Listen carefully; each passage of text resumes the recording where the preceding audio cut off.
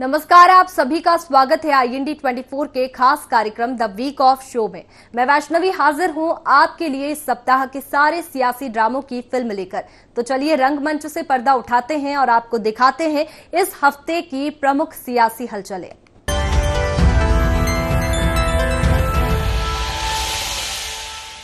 चुनावी साल में मध्य प्रदेश का सियासी पारा चढ़ा हुआ है। चुनाव से पहले राज्य में सवाल जवाब की सियासत जोरों पर है। सूबे के मुखिया सीएम शिवराज लगातार पूर्व सीएम कमलनाथ पर सवालों की बौछार कर रहे हैं। रोजाना सवाल पूछकर कांग्रेस को कटघरे में खड़ा कर रहे हैं। वहीं पूर्व सीएम कमलनाथ भी सवालों के रूप में जवाब दे रहे हैं। खास बात है कि इन दिनों प्रदेश की सियासत सवालों की धुरी पर ही घूम रही है। एमपी में विधानसभा चुनाव भले ही नवंबर दिसंबर माह में होने हो, लेकिन चुनाव से कई महीनों पहले ही प्रदेश में सवाल जवाब की सियासत जारी है। ऐसा एक भी दिन नहीं बीतता जब सीएम शिवराज पूर्व सीएम कमलनाथ से सवाल न पूछे।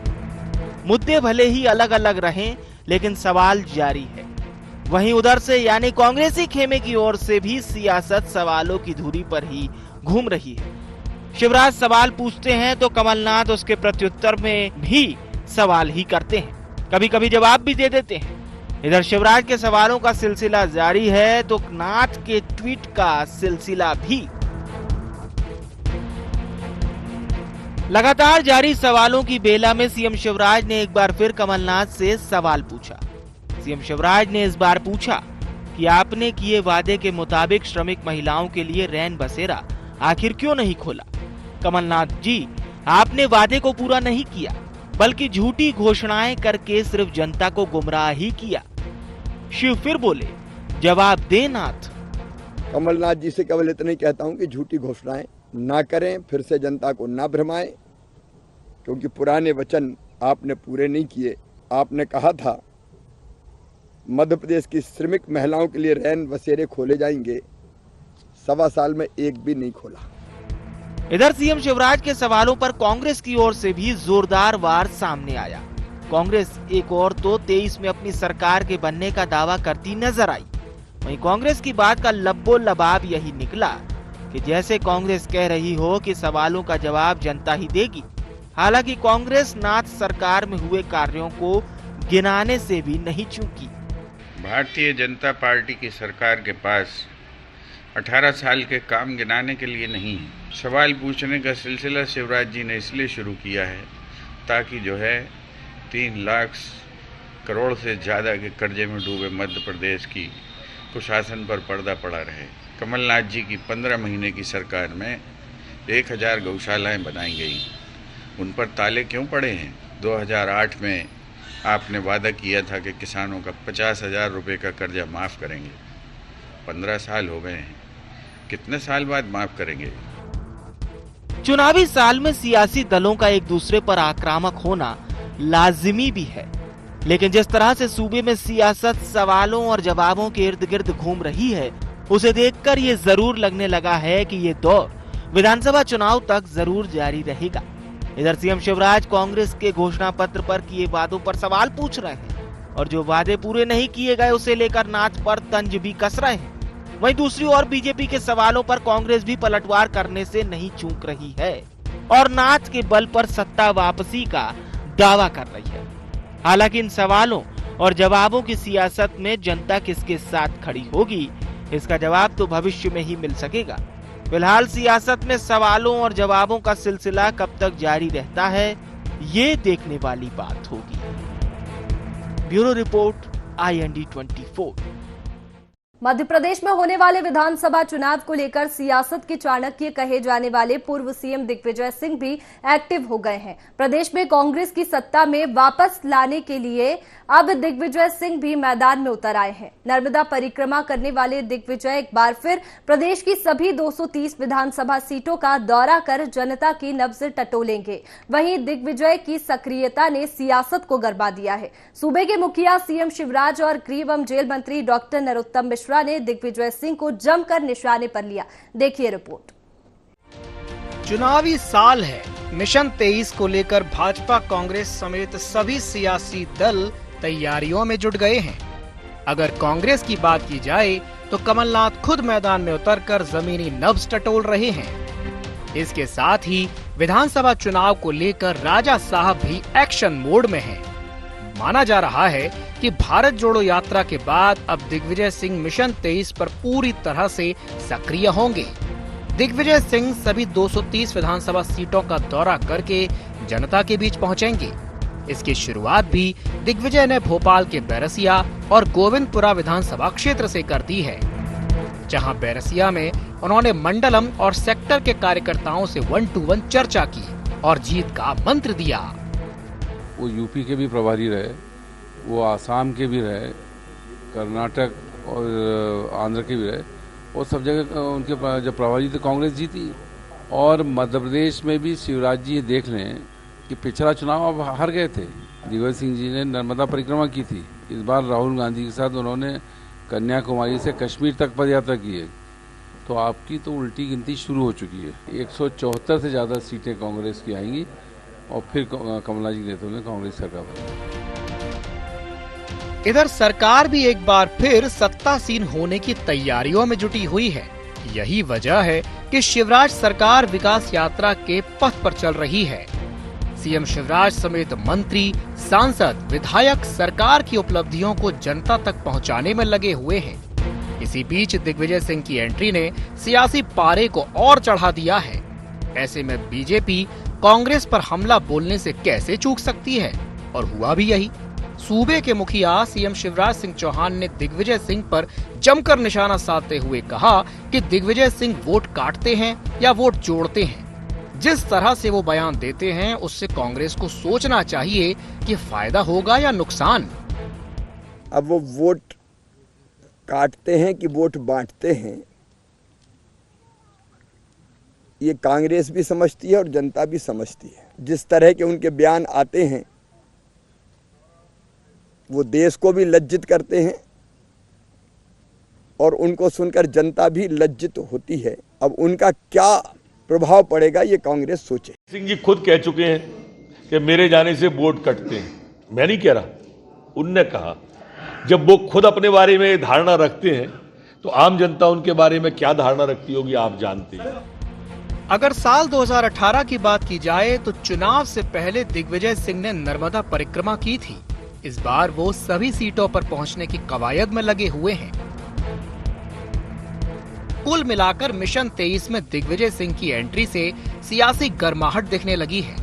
अब सवाल ये है कि दिग्विजय सिंह की कवायद कांग्रेस को कितना मजबूत करती है, और सवाल ये भी है कि दिग्गी की सक्रियता भाजपा को कितना फायदा या नुकसान पहुंचाती है, ये भी देखना दिलचस्प होगा। Bureau report, IND 24। कांग्रेस में पार्टी में अंतर्कलह कोई नई बात नहीं है। पिछले दिनों एमपी के पूर्व नेता अजय सिंह के एक ट्वीट ने एमपी की सियासत में खलबली मचा दी। सियासी गलियारों में इसकी काफी चर्चा है। क्या है पूरा मामला, देखिए रिपोर्ट। कांग्रेस नेताओं की बयानबाजी से साफ है कि एमपी कांग्रेस में सब कुछ ठीक नहीं चल रहा है। कांग्रेस में खेमेबाजी बदस्तूर जारी है।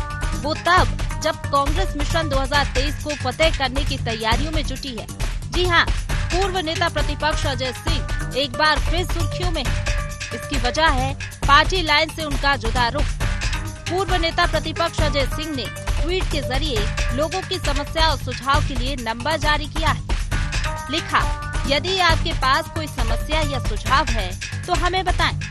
बकायदा उन्होंने खुद के ऑफिस का नंबर भी जारी किया है। गौर हो कि बीते दिनों भी सीएम चेहरे को लेकर पूर्व नेता प्रतिपक्ष अजय सिंह ने बयान दिया था। अजय सिंह ने कहा था कि कांग्रेस में परंपरा रही है कि केंद्रीय नेतृत्व और विधायक दल ही सीएम चुनता है। कांग्रेस में सब वरिष्ठ नेता हैं और जो बड़े बड़े पदों पे रहे हैं, कांग्रेस में बड़े बड़े पदों पे हैं, और निश्चित तौर पर जनता की समस्याओं को सुलझाने के लिए वो कहेंगे कि भाई अपने मेरे नंबर पे जो भी समस्या हो बताओ। इसमें बीजेपी को अपने पेट में क्यों दर्द हो रहा है? तमाम नेता जिनकी फहरिस्त कम से कम 20-25 की है वो लगे हुए हैं। जिनके घर शीशे के हों, दूसरों घरों पे पत्थर नहीं उछाला करते। कांग्रेस में अंतर्कलह शुरू हुई तो बीजेपी कांग्रेस को घेरने में कहां चूकने वाली थी। हुआ भी यही। खुद बीजेपी प्रदेश अध्यक्ष वीडी शर्मा ने मोर्चा संभाला और पूरी कांग्रेस को घेर दिया। कहा कि जब जमीन खिसकने लगती है तो दिन में तारे दिखने लगते हैं। आगे उन्होंने कहा, सपनों का संसार हो गई है कांग्रेस। मध्य प्रदेश कांग्रेस में 15-20 लोग भावी सीएम बनने की तैयारी कर रहे हैं। जब जमीन खिसक जाती है तो रोज सपने दिखाई देते हैं, आसमान में तारे दिखते हैं दिन में, तो वो कमलनाथ जी को भी दिख रहे हैं, अब अजय भैया को भी दिख रहे हैं, और पता नहीं कौन कौन को दिखाई दे रहे हैं। और भी 1-2 दिन पहले उनके एक नेता जो कार्यकारी अध्यक्ष बने हैं वो भी कह रहे थे। तो जब जमीन ही नहीं बची है तो कोई कुछ भी बने तो उससे अंतर कुछ होता नहीं है। तो सपने देख रहे हैं, सपनों का संसार हो गया है कांग्रेस, तो सपनों के संसार में जी रहे हैं। मध्य प्रदेश के अंदर 15-20 कांग्रेस के भावी और भविष्य के मुख्यमंत्री बनने की तैयारी कर रहे हैं, तो अच्छी बात है। मिशन 2023 को लेकर बहुत कम समय बचा है, लेकिन एमपी कांग्रेस में अंतरकलह थमने का नाम नहीं ले रही है। कांग्रेस में गुटबाजी का आलम ये है कि दिग्गज नेता अलग अलग राग अलाप रहे हैं। हालांकि पार्टी एकजुटता का दावा जरूर करती है, लेकिन गुटबाजी दावों की पोल खोल रही है। इससे अब बड़ा सवाल खड़ा होता है कि क्या वाकई में कांग्रेस एकजुट है। Bureau report, IND 24। Madhya Pradesh में इस साल विधानसभा चुनाव होने हैं। ऐसे में सत्ता पक्ष और विपक्ष दोनों ही चुनावी फतह हासिल करने की तैयारियों में जुटे हुए हैं। सत्ता पक्ष बीजेपी दलित और आदिवासियों पर विशेष फोकस कर रही है। पार्टी की SC/ST वोटों के बिखराव पर नजर है। वहीं कांग्रेस भी SC/ST वर्ग को साधने की जद्दोजहद में जुटी है। कांग्रेस खुद को इस वर्ग का सबसे बड़ा हितैषी बता रही है। देखिए खास रिपोर्ट। दलित आदिवासी साध है, सत्ता सध है।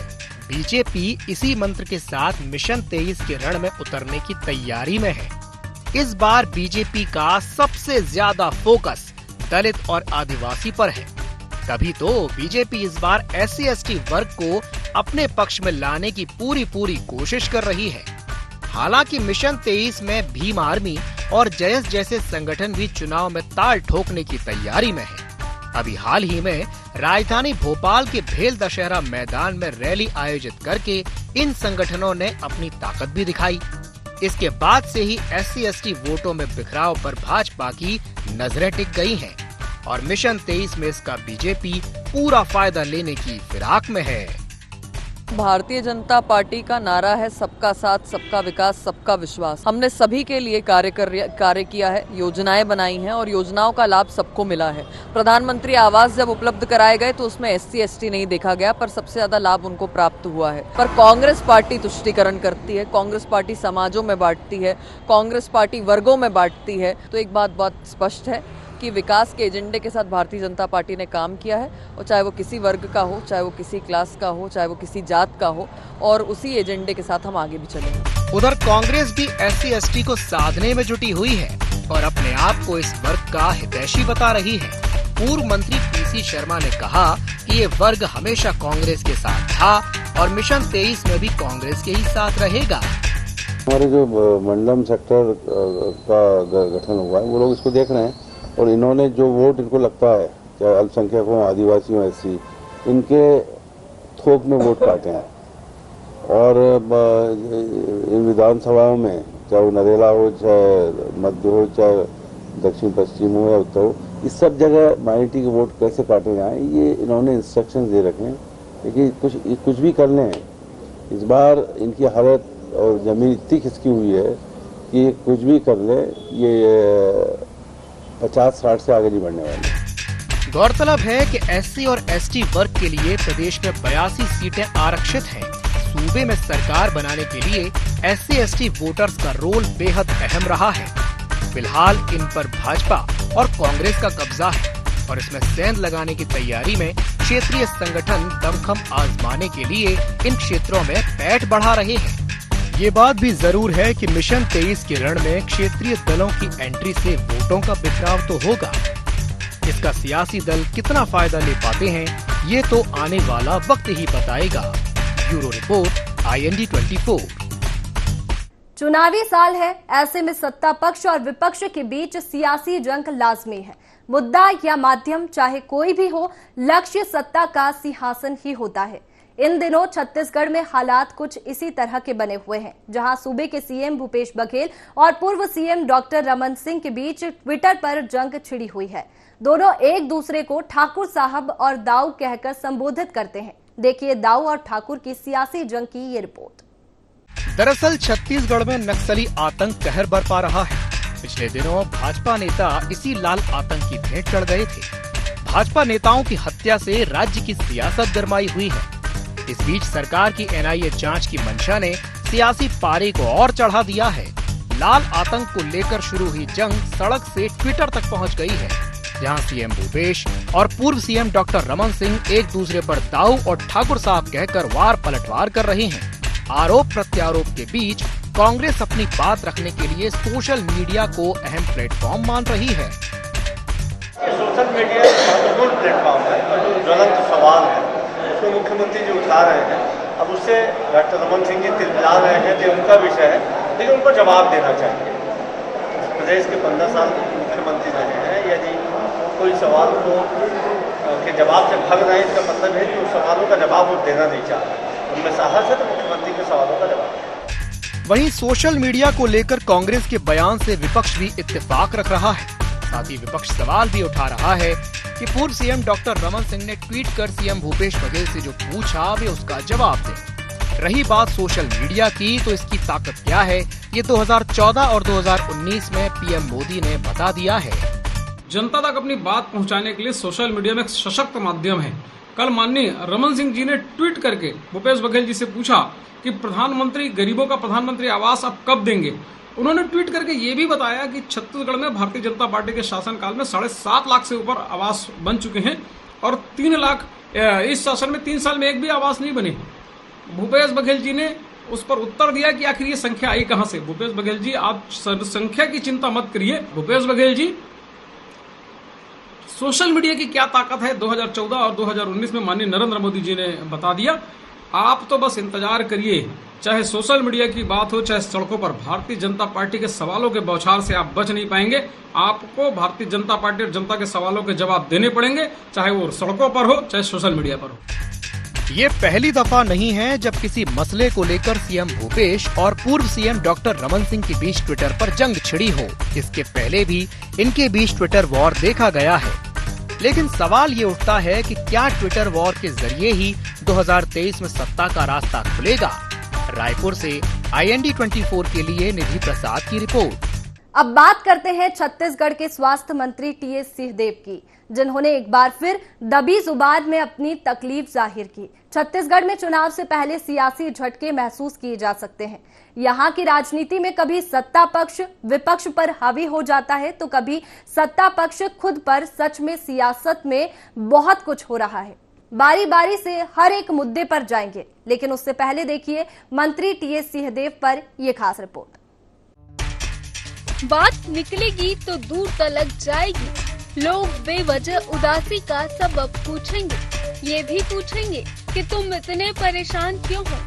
हम आपको गजल की इन चंद लाइनों के जरिए वर्तमान में स्वास्थ्य मंत्री टीएस सिंहदेव का दर्द महसूस कराने की कोशिश कर रहे हैं। वैसे तो सिंहदेव सरगुजा राज परिवार के वारिस हैं। उनके नाम 500 करोड़ से ज्यादा की संपत्ति है, लेकिन उनकी राजनीतिक जिंदगी में काफी उथल पुथल मची हुई है। हालांकि लंबे समय से वो राजनीति में रहकर जनता की सेवा कर रहे हैं। उनका कहना है कि वो शुरुआत में राजनीति से दूर रहना चाहते थे, लेकिन वो राजनीति में आ गए। नगर पालिका के जरिए राजनीति के क्षेत्र में प्रवेश हुआ। लोगों के विश्वास और उन्हीं के भरोसे से आगे बढ़ते चले गए। सिंहदेव कहते हैं कि 2008 में विधायक का चुनाव लड़ा। मन था चुनाव लड़ने का, मुख्यमंत्री बनने की इच्छा तो नहीं थी, मंत्री बनने की इच्छा थी। अब भावनाएं दबती जा रही है और मन भी दब चुका है। मैंने देखिए खुले मन से इस बात को कहा था कि आज के पहले की जब स्थितियां थी तो मेरे मन में चुनाव लड़ने की बात भी थी। मैं राजनीति से परहेज करता था, राजनीति से दूर रहना चाहता था, लेकिन आ गया राजनीति के कार्य क्षेत्र में और नगर पालिका के माध्यम से काम करने का मौका मिला। और उसके बाद आदमी लोगों से सीधे तौर पे जब जुड़ जाता है, लोग उम्मीद करने लगते हैं कि भाई इसके माध्यम से हमारा काम हो, और अपने को लगता है कि अगर किसी की मदद कर सकें या विकास के कार्य में कुछ सहयोग कर सकें तो फिर आदमी कर सकता है। आप जनप्रतिनिधि के रूप में ऐसी जिम्मेदारी की जगह में आते हैं तो कुछ काम आप कर सकते हैं, तो उसका एक संतोष भी मिलता है। उससे एक मन भी बनता है कि अब तो आई गए, फंसी गए राजनीति में, तो चलो विधायक बन सकते हैं क्या। मंत्री बन सकते हैं क्या, मुख्यमंत्री बन सकते हैं क्या, ये सारी बातें आती हैं। हमारे यहाँ आरक्षित थी सीटें सारी, चुनाव लड़ने की गुंजाइश नहीं थी। जब आरक्षण खुला 2008 में मौका मिला तो विधायक के रूप में चुनाव लड़ा, मन था लड़ने का, लड़ा, बड़ी मुश्किल से जीत। स्वास्थ्य मंत्री का यह दर्द नया नहीं है, बल्कि जब से कांग्रेस सत्ता में आई है और 2.5 साल का वादा टूटा है, तब से बाबा के चेहरे पर शिकन साफ देखी जा सकती है। एक मर्तबा सीएम भूपेश बघेल से 2.5 साल के फॉर्मूले को लेकर सवाल किया गया तो उनका साफ कहना था कि सरकार के अब 3 साल पूरे होने को है, 2.5 साल के सीएम की बात ही नहीं रही। अब उन्होंने कहा कि प्रदेश में कांग्रेस पार्टी की सरकार है, पार्टी हाईकमान तय करेगा कि सीएम कौन होगा। हालांकि भूपेश सरकार का कार्यकाल समाप्ति की ओर है, लेकिन कुर्सी की चाहत ने इस फॉर्मूले को दरकिनार कर दिया है। जाहिर है दर्द जब बढ़ जाता है तो लोगों के बीच आ जाता है, लेकिन दर्द आने वाले चुनाव में कांग्रेस को तकलीफ देह साबित हो सकता है, क्योंकि खुद टीएस सिंहदेव अपनी ही सरकार के खिलाफ खड़े हो गए हैं। उनका कहना है कि मंत्री पद होने के बाद भी सोच के अनुरूप काम नहीं कर पाया। उन्होंने कहा कि घोषणा पत्र का निर्माण मेरे जरिए किया गया और सभी की सहमति से इसे लागू भी किया गया, लेकिन घोषणा पत्र में किए वादे पूरे नहीं हुए। टाइमिंग उसकी कब करना, कुछ लोग कहते हैं कि चुनाव जीते और तुरंत कर दोगे तो फिर मांगेंगे, तो फिर उसको नहीं दे पाओगे। मेरी सोच रहती है कि जितना बोला है उसको जल्दी से जल्दी करो, अगले चुनाव के लिए फिर कहना कि हम ये करेंगे। आपने 10 रुपए दे दिए, घोषणा पत्र में आपने लिखा कि हम 10 रुपए देंगे, आप 10 रुपए दे दोगे तो ऐसे सलाह देने वाले हैं जो कहते हैं कि अभी मत दो, अभी आप दोगे तो 11 रुपए मांगे। तो दोनों की सलाह के बीच में टाइमिंग का सवाल होता है कि कब आपको क्या करना है। घोषणा पत्र में था कि धान खरीदी हम 2500 रुपए में, कम से कम 2500 में करेंगे, ऋण मुक्ति करेंगे 10 दिन के अंदर, वो कर दिया। बाकियों में टाइम लाइन नहीं था कि इतने दिन में करेंगे अमूमन, तो वो उतना गुंजाइश मिल जाता है कि कब करना। तो सवाल टाइमिंग का होता है। आप कर दो तो लोग आंदोलन नहीं करेंगे, आंदोलन करके करोगे तो कुछ लोग कहेंगे कि हमने घोषणा पत्र से दिया, कुछ लोग कहेंगे हमने तो आंदोलन किया इसलिए मिला। जब अपने ही खिलाफ बोलने लगे तो क्या किया जाए। टीएस सिंहदेव चुनाव न लड़ने को लेकर पहले भी अपनी बात रख चुके हैं, जिसके बाद प्रदेश के मुख्यमंत्री ने भी बात रखी, जिसमें सीएम ने कहा था कि सरकार के लोगों का काम सवाल करना नहीं। हालांकि सीएम ने ये भी कहा कि सिंहदेव के बयान को बड़ा चढ़ाकर बताया जा रहा है कि उन्होंने कहा फैसला लूंगा भविष्य के बारे में, चुनाव लड़ने के बारे में। आप जबरदस्ती घुमा रहे हो। तो कार्यकर्ताओं से सभी, ये मेरे बगल में खड़े हैं, वो ये सबसे सीनियर हैं मंत्री मध्य प्रदेश में भी और छत्तीसगढ़ में। जब चुनाव लड़ना होता है तो कार्यकर्ताओं से पहले पूछते हैं। तो उन्होंने बाबा साहब ने गलत क्या कहा। मैं भी चुनाव लड़ूंगा तो पहले जाऊंगा कार्यकर्ताओं से पूछूंगा लड़ना है कि नहीं लड़ना, सहयोग दोगे कि नहीं दोगे। ये तो बहुत स्वाभाविक बात है। बहरहाल जब घर बिखरता है तो उसका फायदा बाहर वाले उठाते ही हैं। ऐसे में विपक्ष भला कैसे पीछे रह सकता है। इस मसले पर पूर्व मंत्री बृजमोहन अग्रवाल ने टीएस सिंहदेव को कांग्रेस छोड़कर बीजेपी के लिए काम करने का ऑफर दिया है। उनका कहना है कि अब उनको खोया हुआ गौरव वापस लेना चाहिए। देखिए, टीएस सिंहदेव जी छत्तीसगढ़ प्रदेश के और देश के वरिष्ठ नेता हैं और वरिष्ठ नेता का सरकार में मंत्री रहते हुए इस प्रकार का अपना दुख व्यक्त करना, ये मुझे लगता है कि हमारे जो संघीय ढांचा है, जो संसदीय ढांचा है, उसके ऊपर में कुठाराघात है। ये कांग्रेस पार्टी को भी विचार करना चाहिए, ये कांग्रेस की भूपेश बघेल की सरकार को भी विचार करना चाहिए कि उनकी सरकार का ऐसा मंत्री, जिसको हम कह सकते हैं कि भूपेश बघेल जी के साथ उनका दूसरा नंबर आता है, अगर वही दुखी है तो जनता कितनी दुखी होगी इसकी आप कल्पना कर सकते हैं। मंत्री टीएस सिंहदेव की ये पीड़ा नई नहीं है। लेकिन उनके दर्द को कम करने की तलाश आने वाले चुनाव में कांग्रेस को एक बड़ा नुकसान दे सकती है। वहीं विपक्ष इस मौके को अच्छे से भुनाने की कोशिश में लगा है। हो सकता है कि 2023 में होने वाले चुनाव में टीएस सिंहदेव मुख्यमंत्री का चेहरा हो, लेकिन पार्टी कौन सी होगी ये तो आने वाला वक्त ही बताएगा। इन सभी कयासों से पर्दा तो आने वाले समय में उठ पाएगा। तब तक बाबा के इर्द गिर्द घूम रही प्रदेश की सियासत कहां जाकर थमती है, ये देखने वाली बात होगी। IND 24 के लिए रायपुर से निधि प्रसाद की रिपोर्ट। फिलहाल इस हफ्ते के सियासी ड्रामों में इतना ही। अगले हफ्ते फिर लौटेंगे कुछ और नए सियासी ड्रामों की फिल्म लेकर। मुझे दीजिए इजाजत, आप बने रहिए IND 24 पर। नमस्कार।